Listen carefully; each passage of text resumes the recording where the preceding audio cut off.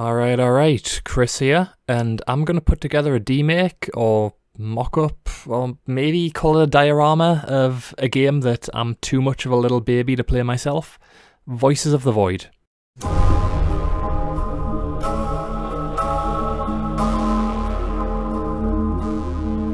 It's an indie game where you take on the role of a scientist out in the wilderness all alone, searching the stars for extraterrestrial life.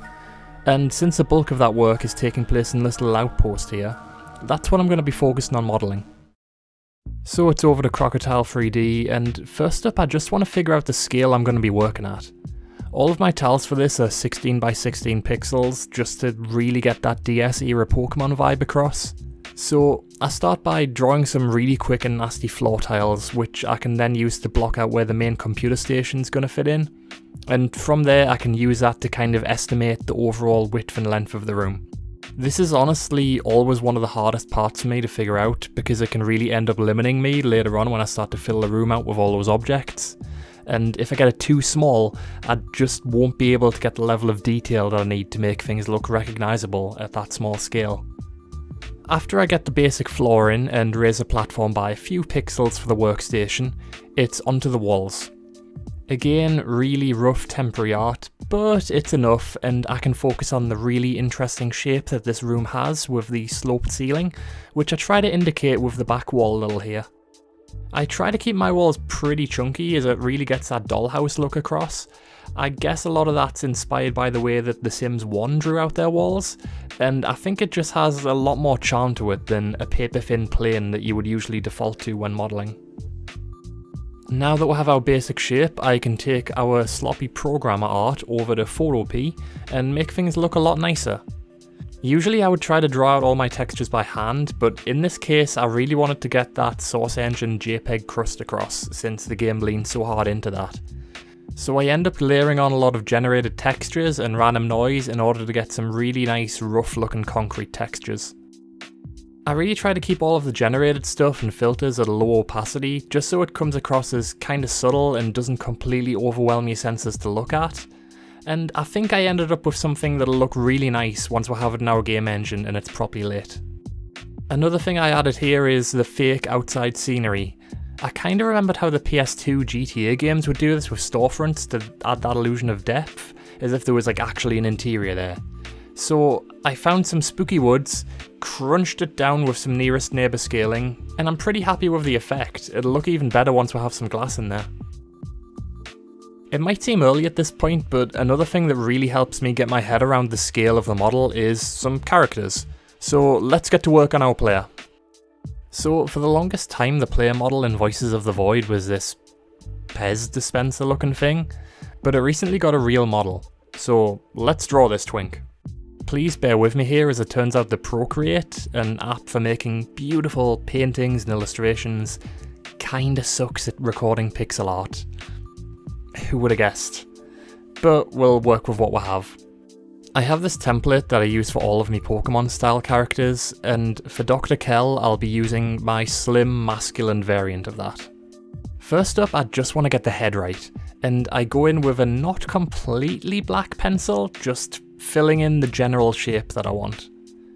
From there I go over on another layer with the blackest black I can, trying to define some individual locks of hair, and also giving it a bit of an outline to just establish that edge. Then I go in with white to add some highlights that sort of follow the logic of the locks of hair, and I just turn the opacity right down on that until it blends in nicely with the overall tone. With the limited face space that I've got left, I try to fit in some glasses, which is really difficult to do when you only have a few pixels to work with. So they've come out a little chunky, but it gets the point across in a stylized way. Now, the reason why I started with the face is because I have this 4-frame walk cycle in 4 different directions.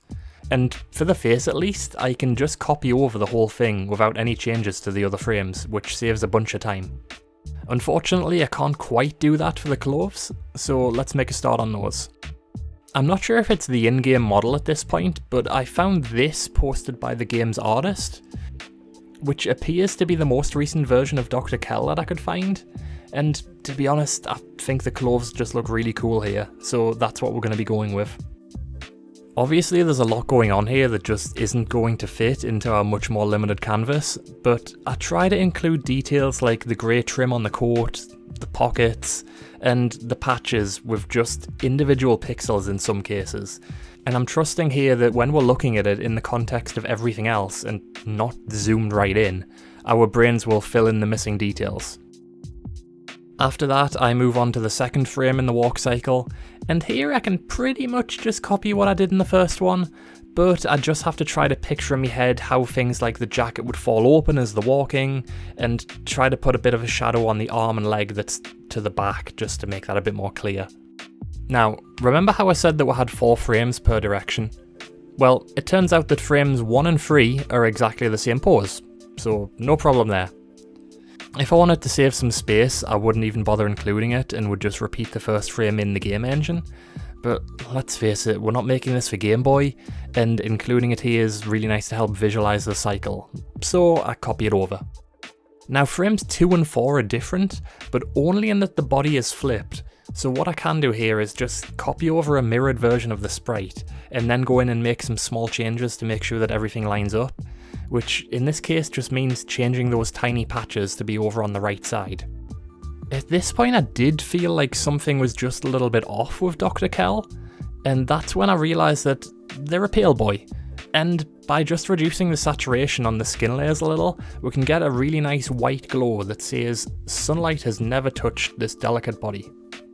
It's a pretty similar story for the sideways facing cycle. We draw them out, trying to make sure that the silhouette of their hair makes sense compared to the front facing design, and that those details are on the correct side, and then we'll copy the whole thing over to the other direction and make those little changes there too. Finally for the back, I actually copy over the front facing sprites, and simply just fill in the hair and jacket in a way that I think makes sense. Add in a few details like the hood, and we're done with Dr. Kell. While I'm here in Procreate though, I decide to just give them a little buddy, so they're less lonely in the base. It took a little bit of time to figure out how to make the head shape look right from that top-down view, as well as to shape the eyes with that limited room that I have, but they're only going to be seen from the front in the final project, so I don't need to go too crazy here. The last thing that I want to get in before we can start putting things in engine is the main computer workstation. And as arguably the most distinctive looking thing, you'll not believe how much of a nightmare this was to get right. You see that little timer down in the corner of Crocodile there? Yeah, I spent a lot of time on this bit. So I started out with a pretty flat back section that would go onto all of the segments, figured out how the overall shape of the main bit of the computer you actually face would work by using the side panel, and then started working to pull that all around, angling the control panel and insetting the bottom part of the desk in a quite satisfying way. The whole idea being that I could just make one of these and replace the textures for the screen and the button panels nice and quickly for each one, and to an extent that worked perfectly. However, my problems here started once I'd finished each panel and started trying to put them together on an angle. See, to achieve that wraparound effect without having all these big gaps as you get further towards the back, the units were going to need to be more of a wedge shape, and despite my best efforts, that was going to mean going off grid. To keep the purity of the style, I try to keep all my vertices snapped to a pixel perfect grid, something that having looked at the ripped models, even the Pokemon games that I'm basing this style off of don't really bother with. So in that sense, there's not really a problem with it as long as it's not noticeable. But Crocodile really isn't built for doing that the same way that I could easily do it in Blender. And with my current understanding of the software, just, oh man, it gets fiddly. Thankfully, once I get the computers laid out in the right position, I can build up the front desk to fit instead of having to do it after the fact. Double thankfully, it's a pretty simple design, with these little corner panels being the only big must-have thing here. Then I decide before collapsing to the ground that I might as well include our 90s looking PC, which just barely fits on the desk, and a little clock which is too small for me to write any numbers on, so I'll do that in Godot later. Alright, we have the basics together, so how about we open up Godot and give ourselves a little motivation boost by seeing how this thing looks with some real lighting. I'm using Godot 4 here, which is relatively new to me, and I still have some adjusting to do, but I managed to get a pretty recognisable looking scene together. The real Voices of the Void has these 4 big main lights illuminating the room, so I copy that here, as well as just having some environmental light to even out the area a bit. I did mess around here with some various tweaks like fog, initially going for an otherworldly colour of outer space pink hue, before changing that to blue for a more depressing industrial look, before eventually just scrapping it all together when I get the main camera set up, as it just didn't give the look I wanted. But, you know, that's all part of the process when you don't know what you're doing, at least. I also make sure to keep the out of bounds area black, again imitating that Pokemon interior look. I did realise at this point that we still had a gaping hole in our wall where the door leading to the garage should be, so I quickly put one of those together in such a way that I could animate them sliding open and closed if I wanted that level of interactivity, but ultimately that's a feature for another day. All hyped up on how great the pretty lights make everything look, I decide that the next object in here has to be the most glowy thing I can manage, and that's those server racks with all the bright green status lights helping set the tone. Really, this is just a box with the front side inset a little, but I try to add some simple struts and rack mounts on the side, hoping that in the dark corner of the room it'll look a little more interesting. Once I got in Godot, I first tried lighting each individual LED with a little omnidirectional light. However, when I duplicated the server rack like a dozen times, Godot would just straight up crash as soon as I opened the scene, which is a big shame as it cast a really cool over-the-top glow around the room.